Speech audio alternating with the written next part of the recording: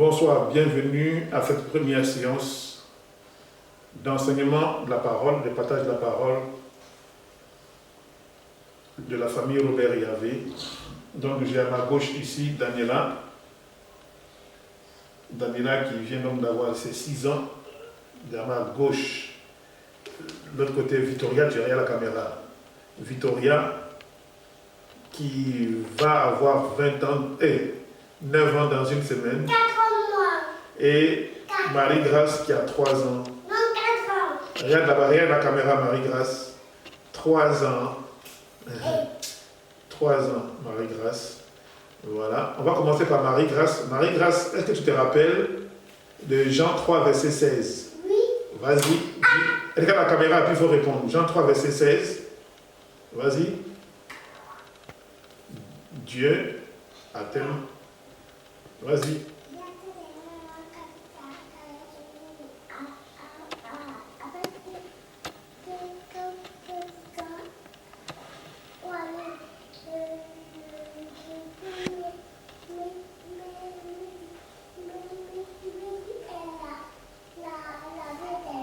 Bravo.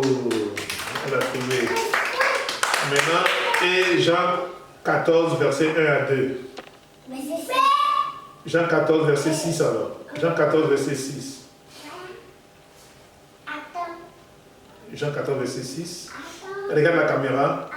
Regarde la caméra, Jean. Marie-Grâce, regarde la caméra là-bas derrière toi. Jean 14, verset 6. Oui, regarde maintenant.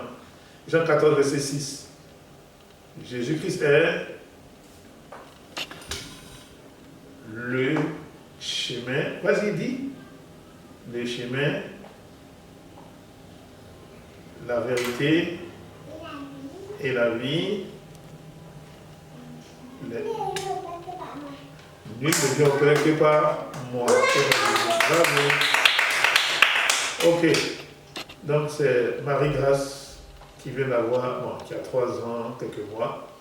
Donc, non, tu n'as pas 4 ans encore. Tu as 3 ans. 3 ans, quelques mois. Ok. Donc, on va faire un peu de révision avant d'apprendre des nouvelles paroles. Ok. On va faire des révisions pour voir ce que... Et tu te tais maintenant. Ok. Les nouvelles, on va faire une révision. Ok. Donc, la révision concerne donc tout ce que l'on aura appris depuis le Canada, depuis 2020 jusqu'à aujourd'hui. Donc, je vais te donner les versets au hasard. Okay? Ésaïe 49, versets 25 à 26. Vous les deux, vous les dites en même temps. L'Éternel des armées combat nos ennemis. Il bénit nos familles. Il fait manger à nos ennemis leur propre chair. Il les fait boire leur propre sang jusqu'à s'enivrer. Quand tu réussis, il y a tu regardes ici. Et Ésaïe 45, Ésaïe 54, verset 17. Toute arme forgée contre nos ennemis est sans effet. Toute langue de vipère qui s'élève contre moi, je la condamne selon les Écritures. Amen. Jacques 3, verset 10. Il ne faut pas que la malédiction et la bénédiction soient de votre bouche, mais seulement la bénédiction. Jacques 1, verset 2 à 4. Mes frères, regardez comme un sujet de joie complète les diverses épreuves auxquelles vous pouvez être exposés.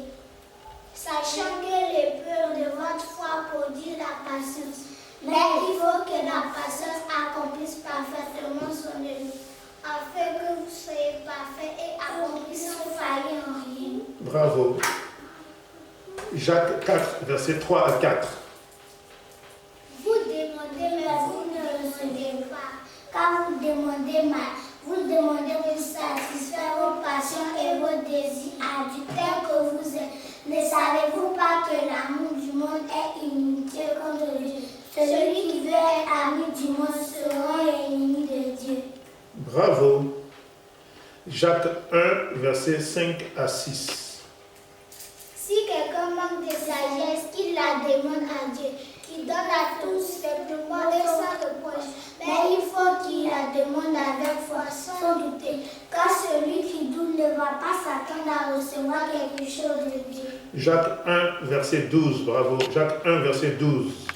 Heureux l'homme qui supporte patiemment la tentation, car après avoir été éprouvé, il recevra la couronne de vie que le Seigneur Jésus a promis à ceux qui l'aiment.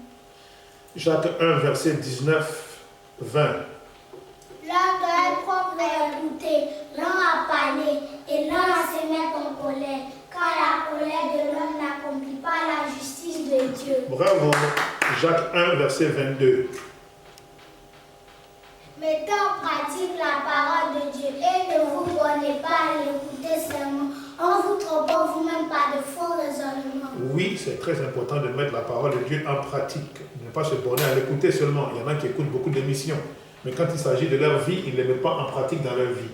Or, Dieu dit qu'il faut les mettre en pratique. Celui qui aime Jésus-Christ doit garder ses commandements et doit le mettre en pratique. Donc, c'est important de mettre ça en pratique, c'est-à-dire vivre la parole de Dieu quotidiennement, tous les jours. Bravo d'avoir retenu ce verset. Jacques 1, verset 27. La religion pure et sans tache devant Dieu consiste à visiter les orphelins, les veuves, les afflictions et à se préserver des souilles de ce monde. C'est ça la religion pure sans tache devant Dieu. Visiter les orphelins, les veuves et à se préserver des souilles de ce monde. Donc c'est pas ce qu'on nous raconte dans le monde. Ok? Ce qu'on voit dans le monde, c'est la religion des hommes. Mais la religion devant Dieu, c'est ce que Dieu vient de dire. Ça consiste à visiter les orphelins, les femmes veuves, non ceux qui souffrent dans leurs afflictions, et à se préserver des souilles de ce monde. C'est-à-dire que c'est des choses que le monde fait que Dieu n'apprécie pas. Dans les bêtises de ce monde. On se sépare des choses de ce monde, des bêtises de ce monde. Et quel est le verset qui parle de se séparer des choses du monde? Romains 12, verset 2 à 3. Effectivement, Romains 12, verset 2 à 3 parle de ça. C'est la même chose. Ne vous conformez pas aux choses de ce monde, mais renouvelez votre intelligence dans la parole de Dieu, afin de discerner Quelle est la volonté parfaite de Dieu?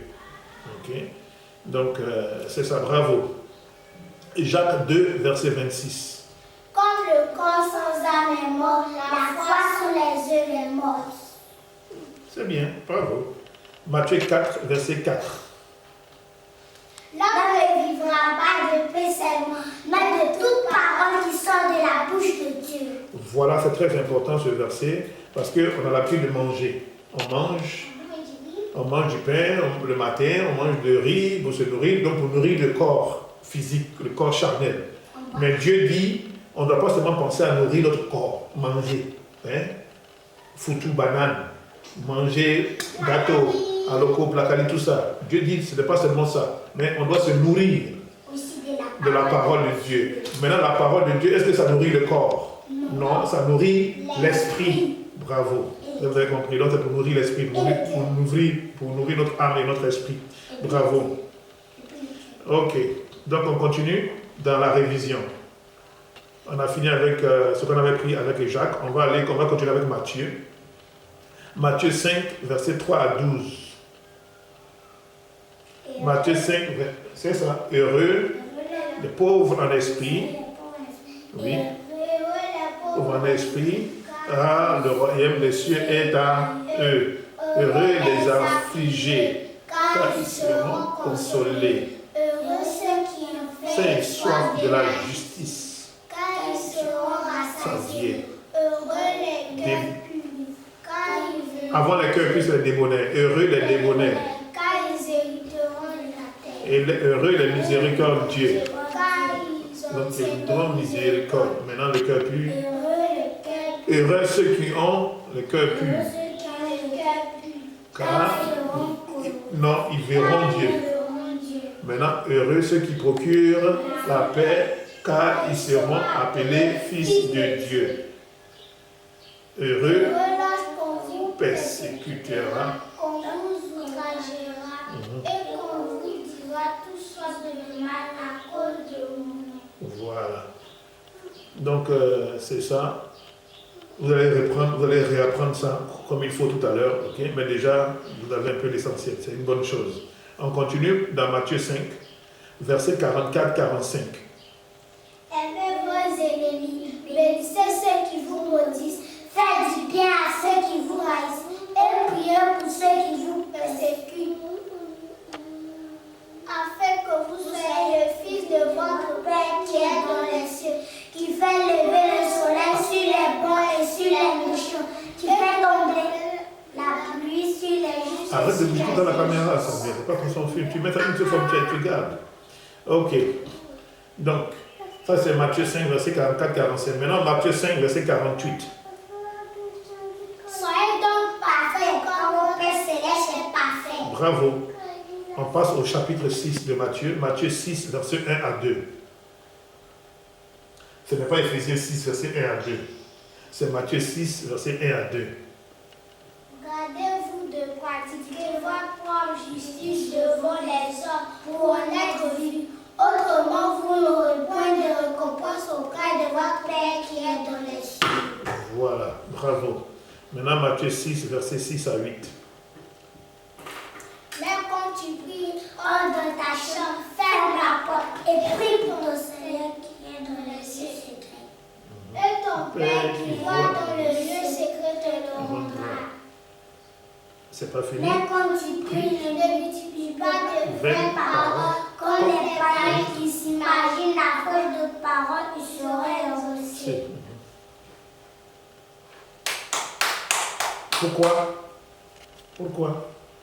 quand tu pries, entre dans ta chambre, ferme la porte et prie ton Père qui est dans le lieu Parce secret. que votre Père céleste qui est dans les cieux sait de Déjà, quoi vous avez besoin. besoin, avant que vous lui demandiez. C'est ça.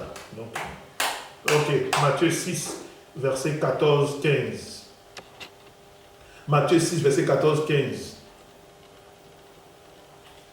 Si vous pardonnez aux hommes leurs offenses, votre Père céleste vous pardonnera aussi vos offenses. Mais si vous ne pardonnez pas aux hommes leurs offenses, votre Père céleste ne vous pardonnera pas aussi vos offenses. Ok. Qui se rappelle de Matthieu 6, verset 19-20? Vas-y. Ne vous amassez pas des trésors sur la terre, là où la terre et la rouille détruisent, là où les voleurs pèsent et dérobent. Mais ramassez-vous des trésors dans le ciel, là où la terre et la rouille ne détruisent point, là où les voleurs pèsent et dérobent. Ne pèsent point et ne dérobent point. Matthieu, c'est ça. Matthieu 6, verset 24. Nul ne peut servir deux maîtres. Tu aimeras un et tu haïras l'autre. Nul ne peut servir Dieu et Mammon. C'est ça, bravo. Maintenant, on va aller dans Matthieu. Non, c'est pas fini. Matthieu 6, le verset 31 à 33. Ne vous égotez donc point et ne dites pas que mangerons-nous, que boirons-nous, de quoi serons-nous vêtus. Car tout cherchons, ce sont les païens qui recherchent. Votre Père céleste sait de quoi vous avez besoin. Avant que vous le Recherchez. Recherchez premièrement le royaume des cieux et sa justice, et tout sera donné par-dessus tout. Donc, recherchez premièrement le royaume et la justice de Dieu. Recherchez premièrement le royaume et la justice de Dieu, et toutes ces choses seront données par-dessus tout. Bravo. Donc, ça c'est Matthieu 6. Maintenant, on rentre dans Matthieu 7. Matthieu 7, versets 1 à 2. Ne jugez point et vous ne serez point jugés, car l'on vous jugera du jugement que vous jugez, et l'on vous mesurera de la mesure dont vous mesurez. Ok, c'est bien. Maintenant, Matthieu 7, versets 7, 8. Demandez, vous recevrez. Cherchez et vous trouverez. Frappez et l'on vous ouvrira la porte. Car celui qui cherche trouve. Celui qui demande reçoit. Et on ouvre la porte à celui qui frappe. Et l'on ouvre à celui qui frappe. Maintenant, Matthieu 7, dans le même chapitre de Matthieu 7, verset 13, 14. Entrez par la porte étroite, car large est la porte. Spacieux est le chemin qui mène à la paix.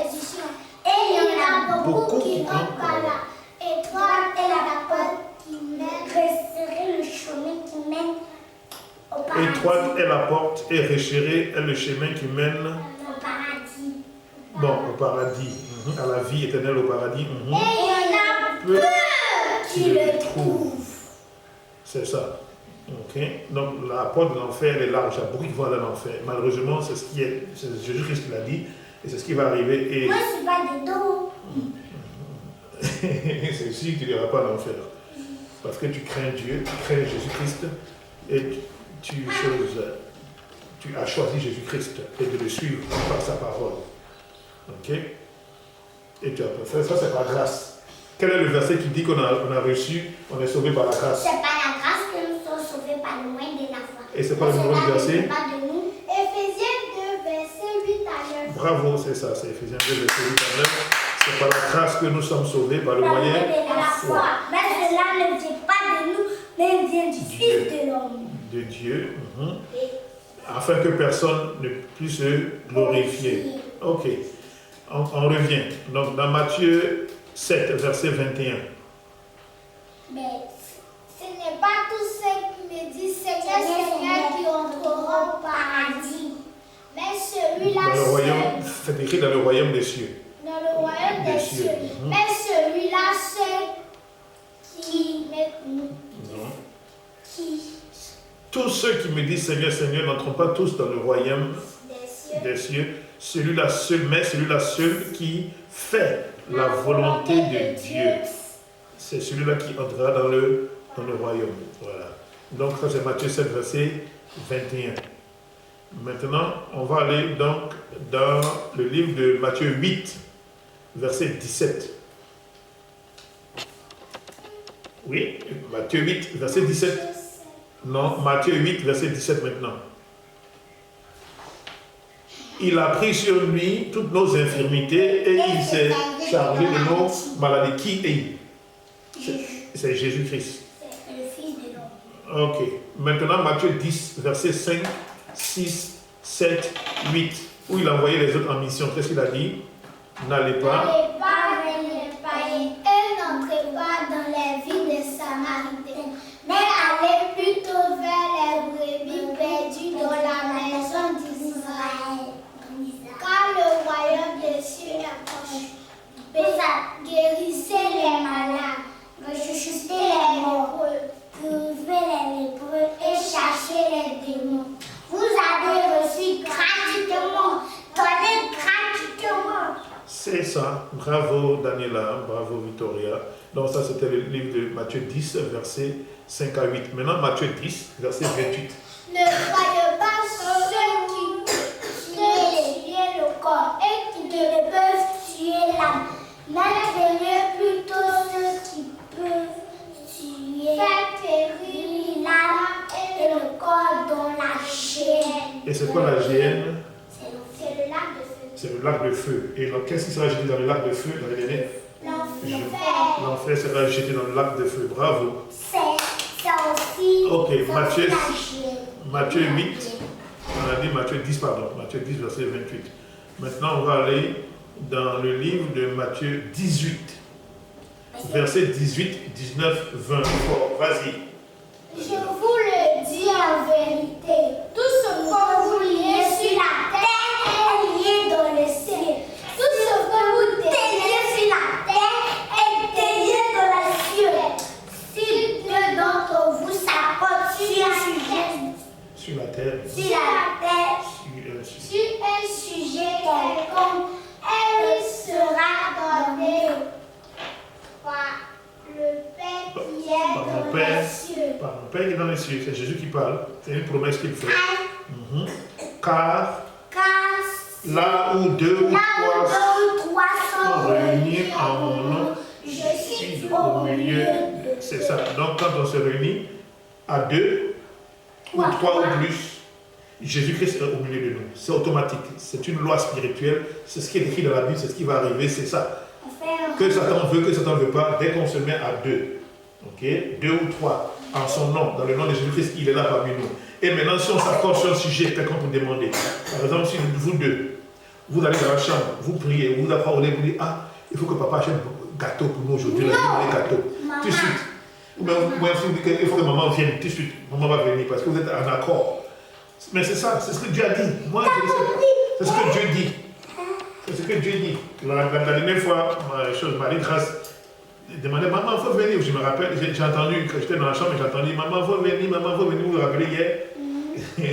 Ok, donc bref, en continuant, il faut vous mettre en accord devant Dieu. Ok, vous priez devant Dieu, la parole de Dieu s'applique toujours. Ça s'accomplit toujours. Est-ce que vous croyez ça? Est-ce que vous croyez que la parole de Dieu s'accomplit? Est-ce que vous avez déjà fait l'expérience de ça? Est-ce que vous avez vu ça, c'est expérimenté? Oui. Ah bon? Oui. Donnez-moi un exemple, je vais voir. Par exemple, on a prié pour la maison. On voit une nouvelle maison.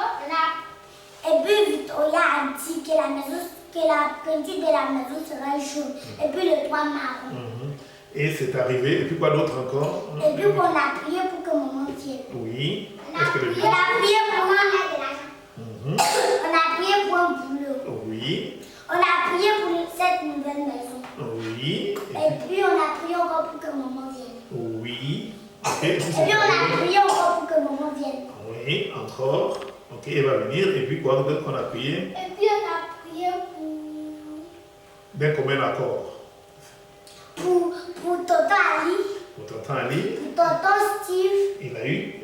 Et puis pour qui d'autre? Pour tonton Steve. Et puis pour tonton Bruce. Et non. Pour lui, il a rien dit. On a prié pour Marie-Grâce. Elle a dit avec Dieu Tout-Puissant. On a prié pour Daniela. Elle a dit avec poupée. Là, elle a dit avec peut-être Isha milliardaire. Ouais, mais bien sûr, je vais être milliardaire. Mais poupée, là, il faut laisser faire ça. Poupée. Ouais, assieds-toi là-bas. On a compris. Ok, on continue la révision. On continue la révision, c'est pas fini, il y en a beaucoup. On va aller. Est-ce qu'on a fini avec Matthieu? Oui. Non, si. Est-ce qu'on a fait Matthieu 10? Non. Verset 28, 29. Non, mais pour bien entendre. Ah, c'est Jean, c'est vrai. Non, c'est vrai. C'est vrai, elle a trouvé, c'est vrai, c'est Jean. Ok, donc on va aller dans le livre de Jean. Jean, qui se rappelle de Jean 1? Les 3 premiers versets au moins, et puis après le verset 14 à 17. Qui se rappelle de Jean 1, verset 1 à 5? Oui, mais papa. Vas-y. Je me rappelle, c'est mon verset. Vas-y. Au commencement était la parole. La parole était avec Dieu. Et la parole était Dieu. Elle était au commencement avec Dieu. Toutes choses étaient faites par elle. Et rien de ce qui n'était fait n'a été fait sans elle. La parole, c'est la vie. Lumière, c'est la vie. Et la lumière est venue dans le monde. La parole est la vie. Et la vie est la lumière des hommes qui éclaire tout homme. Et la vie est la lumière qui éclaire Tout homme. Verset 9, maintenant, c'était la véritable lumière qui, en venant dans le monde, éclaire tout homme. Elle est venue chez les siens. Les siens ne l'ont pas reçue. Mais à tous ceux qui l'ont reçu et qui ont cru en son nom, elle les a donné le pouvoir de devenir enfants de Dieu, lesquels sont nés non du sang, ni de la volonté de la chair, ni de la volonté de l'homme, mais de Dieu. Et nous avons contemplé sa gloire, une gloire comme la gloire du Fils unique venu du Père. Ok. Jean, oui. Jean, on était dans Jean 1, verset 1 à 17. Ok. D'accord, c'est bien. Jean 10. Non, on n'est pas encore dans Jean 10. Jean 3, verset 16. Car Dieu a tant aimé le monde qu'il a donné son Fils unique, afin que quiconque croit en lui ne périsse point, mais qu'il ait la vie éternelle. Qui se rappelle verset 17 jusqu'à 21? Pardon. Ok. Jean 3, verset 33-34. Car celui que Dieu envoie est bon. Non, dit les paroles de Dieu. Il faut noter, je vais noter les versets que vous ne vous rappelez pas là. Écrivez, si vous ne vous rappelez pas. C'est pas Matthieu, c'est Jean. Il y a Jean 16, 17. Vous avez rappelé les 16, mais il reste 17 jusqu'à 21. Vous l'avez oublié. Donc, écrivez Jean. Verset 17 à Vous allez réapprendre ça. On va le faire. Ok. Jean 3, verset 33 à 34. Maintenant, Jean 4, verset 23 à 24. Jean 4, verset 24. 23 à 24. Je prends le 4 Jean 4. Jean 4, verset 23 à 24. Vous ne vous rappelez pas de ça?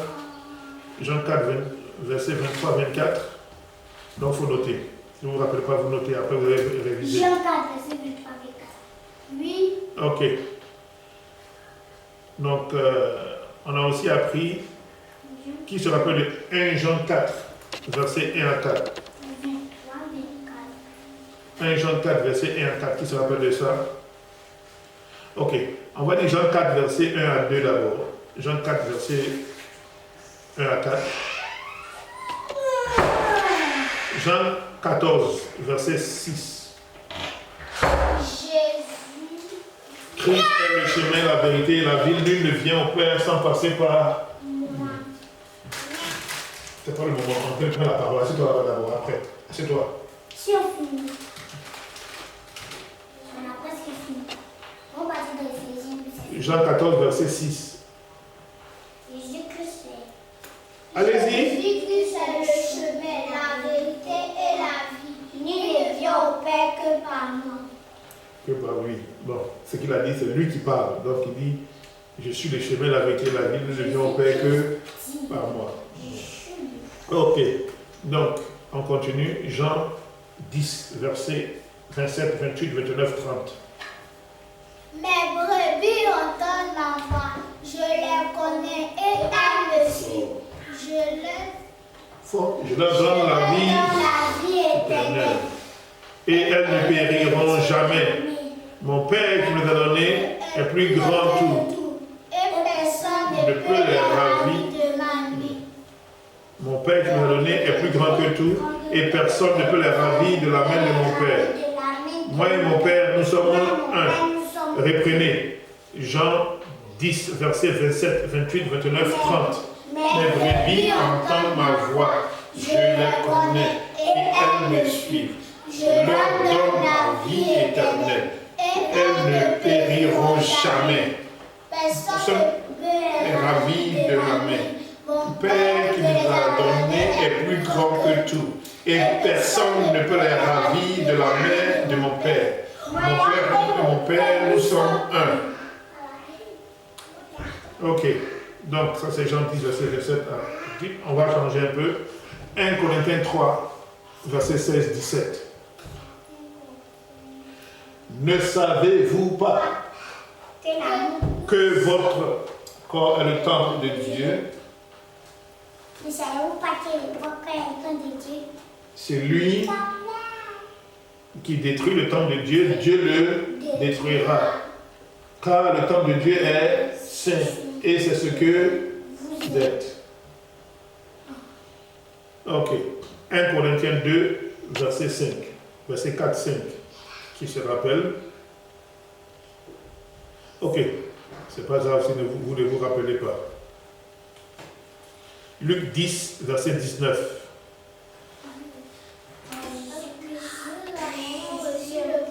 De marcher sur les scorpions et sur toute la puissance de l'ennemi.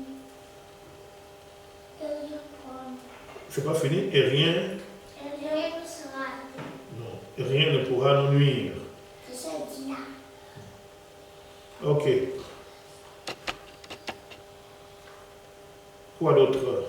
1 Corinthiens, on a vu 1 Corinthiens 13, verset 1 à 13. J'écoute. 1 Corinthiens 13, verset 1 à 13. On parle de l'amour de Dieu.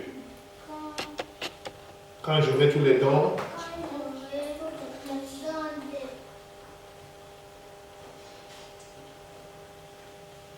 1 Corinthiens 13, vous ne vous rappelez pas? Quand je parlerai toutes les langues, même quand j'aurai tous les dons de prophétie, même quand j'aurai la foi